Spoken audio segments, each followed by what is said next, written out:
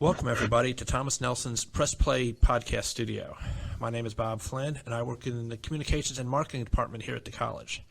We have an eclectic group of people assembled today to discuss an event to be held Tuesday, January 19th, in conjunction with the National Day of Racial Hearing. You'll be hearing today from Patrick Smith, a psychology professor and co-chair of the Social Justice and Societal Change Committee at Thomas Nelson, Sarah Lyndon Brooks, a history professor and organizer for next week's open mic night event, Kadisha Archer, who works in student affairs and also is a member of the Social Justice and Societal Change Committee, and Liz Yimmer, our Student Government Association president.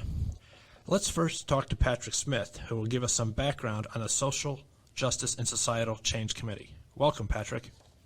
Thank you very much, Bob. And those of us on the Social Justice and Societal Change Committee welcome you. We thank you for participating. And I would like to not only introduce, but speak a little bit about our committee. I would say that we really have been moving toward having this committee for many years now. There are many of us who really had a heart for social justice and particularly racial healing. This is a conversation that we have absolutely is necessary in the last hundreds of years in the United States of America. And because of this, I have been corresponding with my friend, Professor Keisha Samuels, about different items, different issues that have been going on. But in this last year, I think it was things are just coming to a head here in the country. And, what was going on with George Floyd, Breonna Taylor. I remember, I think it's Tatiana Jefferson, Stephon Clark, Philandro Castile. That was many years ago, but these are names that just really do not need to be forgotten, and we need to keep mentioning their names because this is an issue in our country. We have a need for a conversation that will guide us toward racial healing in our country. This is a country of many wonderful cultures, many wonderful people, a lot of diversity, and there's a lot that all of our cultures can bring to the table. So this is in this last year, probably because of the social events, our president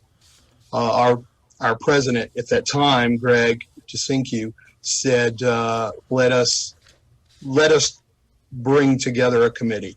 And so Keisha and I, or Professor Samuels and I, and also Professor Marian Clifton, and got together. We started to reach out to faculty, wanted to reach out to students as well, to really open up this conversation. So we really start with this is a conversation with listening, and that's kind of been that has really been the foundation and because our goal is social justice, societal change, racial healing, truth, and transformation.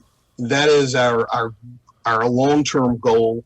Our short-term goal really has been to establish that Thomas Nelson in particular is a safe place. We should be a safe place for everyone to work. We should be a safe place in our classrooms for our students.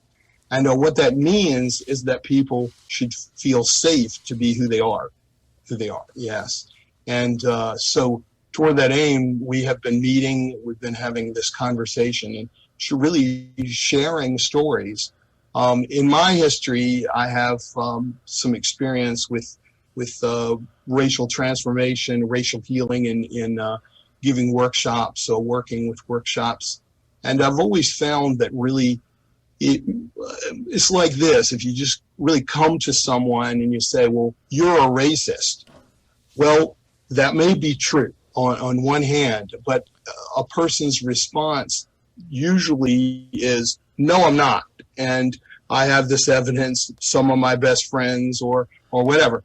And that really doesn't get anywhere. What gets us somewhere, though, is when we find that we open up a conversation, when we stop talking and we listen to what someone else is saying and telling their story. And then we discover areas that maybe we haven't necessarily been the perpetrator of racism. Maybe we haven't necessarily known but we find areas that we have in some way maybe okayed it, or we've made it authentic. On the other hand, what does it mean to be a victim of racism? And that's an individual thing. For different people have different stories of that.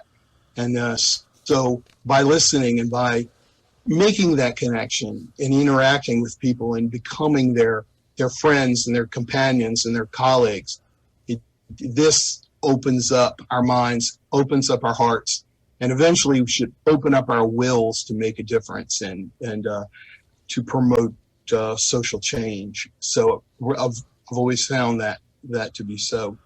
So thank you very much again. And I would like to introduce my colleague and co-conspirator here, Sarah Lyndon Brooks, and she's going to tell you about what we plan to do for the National Day of Racial Healing. Sarah? Hi, thanks, Patrick. As Patrick mentioned, my name is Sarah. I am a history faculty member here at Thomas Nelson. And like Patrick, I've been drawn to this committee both personally as well as professionally. As a historian, we oftentimes are very aware of the impact that white supremacy and systemic racism has had on our nation's past and on the narratives that we choose to extol and bring forward in our historical works. So I'm very excited to be a part of the committee. And next week on Tuesday, January 19th, we're going to be joining a lot of different institutions around the United States in the National Healing.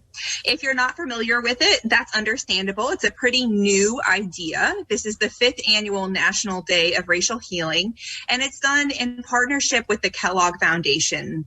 They reached out to organizations about 5 years ago and are encouraging communities such as Thomas Nelson and others to have intimate and personable conversations about the topic of race. Their goal is to share and build authentic relationships that can bridge divides, and recognizing that through contemplation and renew our common humanity. And so, as Patrick was mentioning, those ideas are very in line with what we would like to do at the Social Justice and Societal Change Committee. And so we knew this was something that we wanted to be involved in, and we wanted Thomas Nelson to be involved in. So next Tuesday, Thomas Nelson will be joining a long list of organizations. There are over 90 virtual events for this day, 200 different social media conversations. Because of COVID-19, most of these events are taking place online, and ours will be as well. So our event will be taking place next Tuesday from 4:30 to 6 p.m., and we'll be hosting an open mic night. Patrick just mentioned that one of the main purposes of the Social Justice and Societal Change Committee, or one of our main tools in our toolboxes, was listening. And so next Tuesday, we invite you to come and participate, but also to listen to what your colleagues, your classmates have to say about the topics of race, social justice, and societal change and equity. These are topics that the committee has been working on, but these are also topics that many of our colleagues and our students have been living. And so we want you to come, whether you feel compelled to speak and to share original poetry, short stories, or musings, or whether you just come with your listening ears. We would like to invite you to join us for that event next week. Thanks. Thank you, Sarah. Where will they be able to access that? Will that be on tncc.edu or on a Facebook page? Yeah. Or So you'll be able to access it from Thomas Nelson. I think Khadijah can tell you a little bit more about the calendar for accessing it. If you are a Thomas Nelson faculty member or student, you can check your email. You can search for National Day of Racial Healing, and you'll see an e-blast or an announcement that was sent out on Wednesday, January 13th. So you can check through your email for Wednesday, January 13th, and you can get access to the Zoom link through then. And again, that actual event, when the Zoom link will be live, is next Tuesday, January 19th from 4:30 to 6 p.m. Great. Thank you, Sarah. Kadisha, what does the Student Activities Office have planned? Well, the Student Activities Office is working in conjunction with the Social Justice and Societal Change Committee, and we have a really nice event that's upcoming for students. It's an essay and art contest, and it's an opportunity for students to share their talent, but in addition, they can win prize money, so they can share their talents and win money. It's a win-win situation. So if they want to find out more information about that, they need to be on the lookout, check the emails for upcoming details. And also, if they want to participate in our event on the day of the National Day of Racial Healing, that's going to be also on the Student Life calendar on the college's webpage. So if you check out the college's webpage, go to Student Life and look for the events calendar, you will see the link. We hope to see you there. Thank you, Kadisha. And now we'd like to talk to Liz Yimmer, the SGA president. Hi, I'm Liz, your Student Government Association president. As we kick off the spring semester, I'd like to invite you to join me next Tuesday from 4:30 to 6 p.m. as Thomas Nelson acknowledged the National Day of Racial Healing.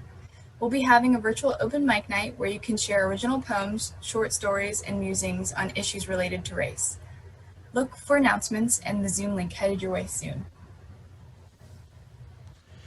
Great, thank you. Does anyone else have anything else to add about this event? Well, I would like to just say one last word to all the faculty, staff, and administration representing the Thomas Nelson Community College Faculty Senate. As the Faculty Senate President, I would like to formally invite all of you in administration, faculty, and staff to take part in this, to take part in our committee, because you are important. This community is important, and we all have a voice. We all have stories to tell. And so I would like to invite you to participate next Tuesday from 4:30 to 6 as well. Thank you. Well, thank you all for participating today and for your work in this important event. Again, in conjunction with the National Day of Racial Healing, Thomas Nelson Community College is holding an open mic night Tuesday, January 19th from 4:30 to 6 p.m.